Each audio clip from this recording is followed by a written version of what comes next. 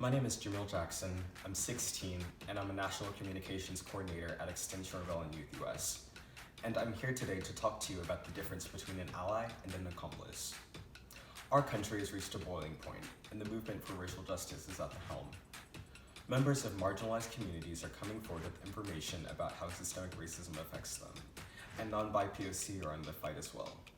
When it comes to how white Americans in the fight for social justice name themselves, ally is a universally accepted term. However, a more impactful role has been created, that of the accomplice.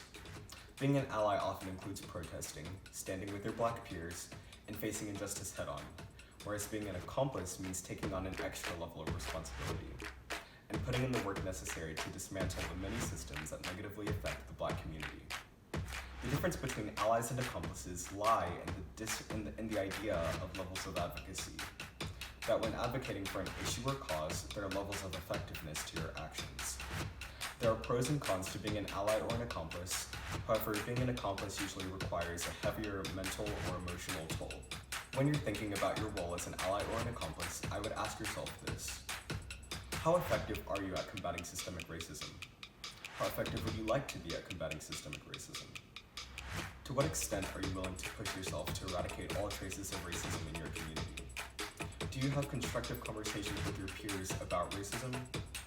If you answer these questions and find your actions lacking in purpose or effort, consider thinking about what being an accomplice could mean to you.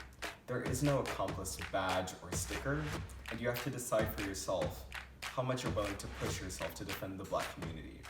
But a great metric is how others perceive you and how you yourself feel. When you go to protest, do you feel welcome? Are others welcoming of you? Is there a significant, tangible sense of impact from how you conduct yourself in everyday life? If the answer to all of these is yes, then you're well on your way to becoming an accomplice.